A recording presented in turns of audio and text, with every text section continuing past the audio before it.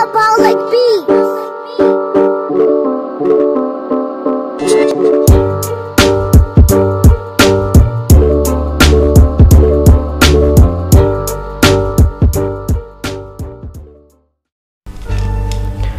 Halo friend, kembali lagi bersama aku Billy di Analysis 13. Buat kalian apa kabar nih? Kita udah lama gak ketemu ya. Kita juga udah jarang upload video karena sebelumnya kita habis merenovasi sedikit lah studio kita. Dan ini kita sekarang udah rekaman di video yang baru. Kalian ngurus nggak? Ya udah sih, kalau nggak ngurus juga nggak apa-apa sih.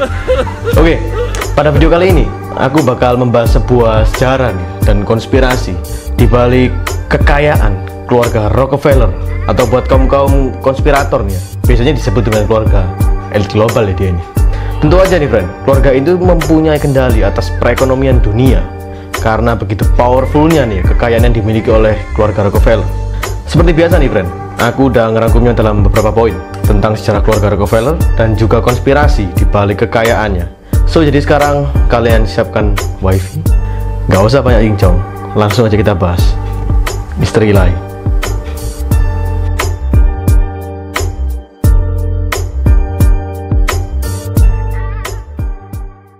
Ya, kalau kita membicarakan sosok keluarga Rockefeller ini seolah-olah kayak nggak pernah ada habisnya, friend ya. Terutama bagi para penyuka teori konspirasi nih. Nama keluarga ini tuh selalu disebut sebagai salah satu keluarga yang mengendalikan ekonomi dunia, friend.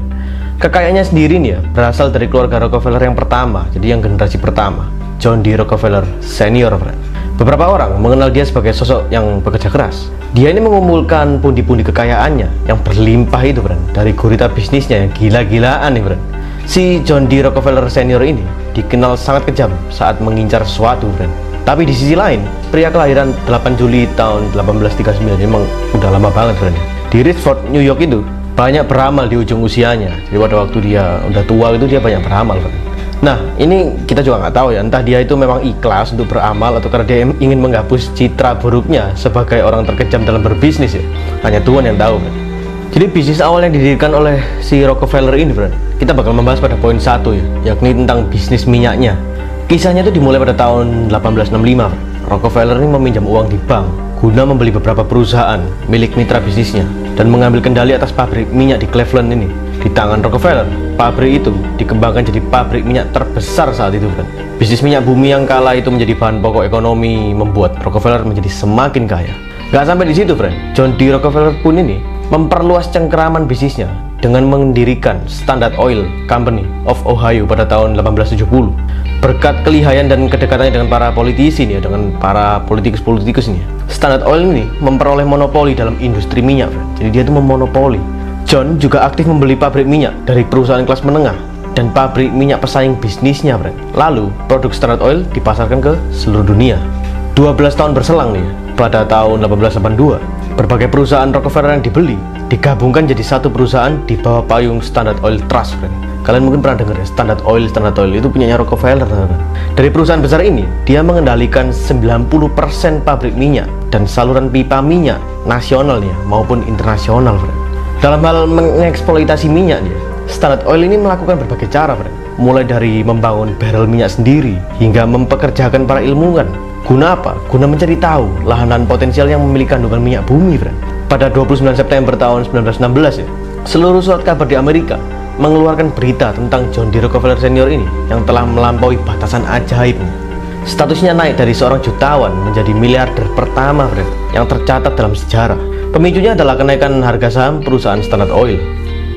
Dikutip dari berita Time yang berjudul Who Was Really the First American Billionaire, friend, sebanyak 247.000 saham milik Rockefeller kala itu nilainya itu hampir 499 juta dolar Amerika Serikat, friend.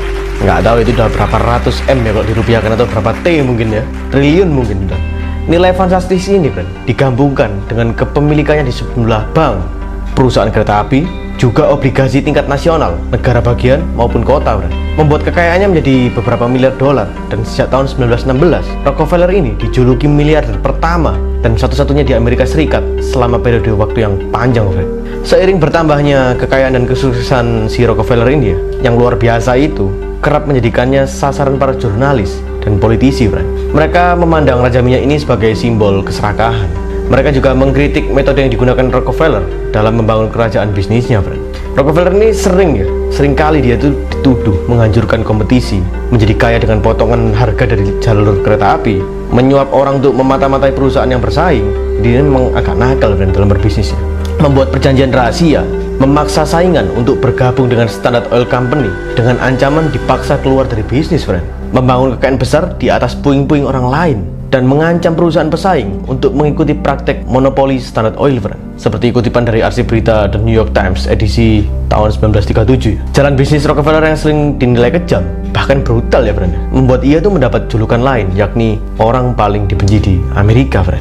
Jadi friend, di poin yang kedua ini kita bakal membahas mengenai konspirasi bisnis minyak dari si Rockefeller senior ini, friend. Jadi nggak tanggung-tanggung ya, pada konferensi Jenewa di tahun 1892 nih ya, si Rockefeller ini mengundang saintis hanya untuk memberitahu bahwa minyak itu berasal dari fosil dinosaurus, friend. Jadi dia ini kayak memulai propagandanya gitu ya, bahwa minyak adalah kebutuhan manusia dan minyak merupakan barang langka yang bisa habis di suatu hari nanti, sehingga harga minyak menjadi tinggi. Alhasil saham-saham minyak yang dimiliki Rockefeller pun melambung pesat berkat ilusi propagandanya tersebut, friend. Jadi selama ini sebenarnya kita tuh sedang termakan oleh propaganda si Rockefeller ini, friend.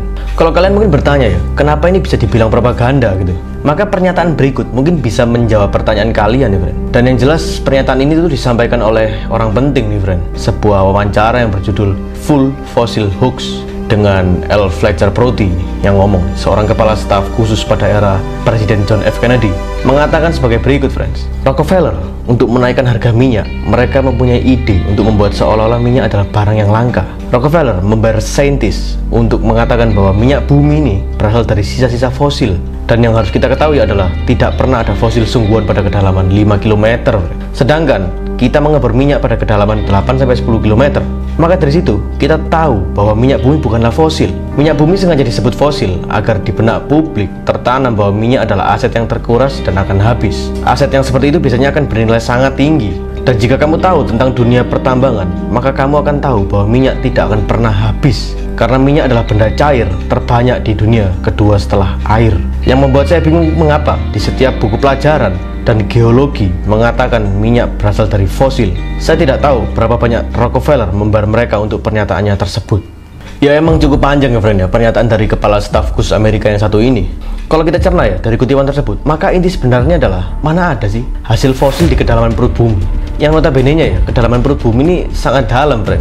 Sedangkan pernyataan dari L. Fletcher Prouty, seorang kepala staf khusus Amerika yang tadi aku bacain itu, beliau tuh bilang kalau fosil sungguhan bahkan tidak pernah ada pada kedalaman 5 km, friend. Dan juga para ilmuwan itu menyatakan bahwa minyak bumi masih bisa terus dihasilkan, friend. Jadi kayak berbeda banget gitu ya, friend ya, dengan propaganda Rockefeller ini yang menyatakan bahwa minyak bumi ini adalah barang yang bisa habis, friend.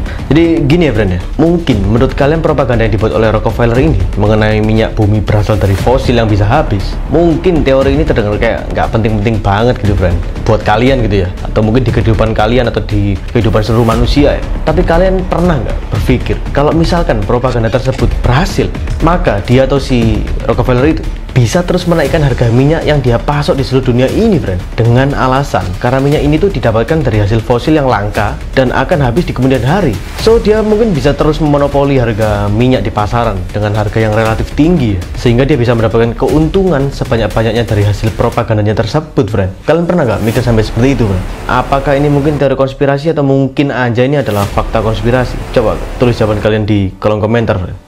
Lalu ada lagi, friend, buku yang mengungkapkan tentang konspirasi si Rockefeller ini, yakni buku yang dikarang oleh David Rockefeller sendiri, friend, yang berjudul Memoirs, yang dirilis pada tahun 2002 nih ya. Secara singkat mengenai isi dari buku ini, friend, Rockefeller itu menuliskan sejarah keluarganya dan kesuksesannya pasti. Tetapi di saat kalian membaca di halaman 405, karena di halaman ini si Rockefeller ini merespon tuduhan pada keluarganya kalau keluarganya ini adalah anggota Illuminati lah, kayak gitu. Nah, berikut ini tanggapan Rockefeller dalam buku ini, friend.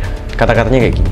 Banyak yang menganggap bahwa kami adalah anggota dari kelompok sekte rahasia yang bekerja bertentangan dengan kepentingan nasional dan percaya bahwa kami adalah internasionalis alias elit global dan berkonspirasi dengan pihak-pihak tertinggi di seluruh dunia untuk membentuk struktur politik dan ekonomi global yang lebih terintegrasi. One world order istilah Anda. Maka kalau itu tuduhannya, saya mengaku bersalah dan saya bangga mengakui itu. Gile lu, bro. Sering gak tuh kata-kata dari Bang Rockefeller ini ya? Apa Cak Rockefeller ini? Rockefeller dengan percaya dirinya bilang kalau itu tuduhannya. Saya mengaku bersalah dan saya bangga mengakui itu. Dalam arti kata-kata ini, friend, seolah-olah tuh seperti Rockefeller ini ingin bilang ke dunia kalau ya kalau emang gua elit global, terus lu mau apa gitu. Kalau kalian sendiri nih, friend, kalian mau apa nih kalau misalkan dia elit global? Apa mungkin kalian pengen mendemo di depan rumahnya, atau kalian mungkin mau melamar pekerjaan di Standard Oil, friend? Coba tulis pendapat kalian di kolom komentar, friend ya. Oke, friend, itu tadi adalah pembahasan mengenai bisnis dan konspirasi terbesar dari keluarga si Rockefeller ini, friend. So, mungkin kalau kalian suka dengan videonya, kalian klik like, comment, share ke bokap, nyokap, kakek, nenek, padi, terserah, oke? Subscribe kita juga, friend, Analysis the Team.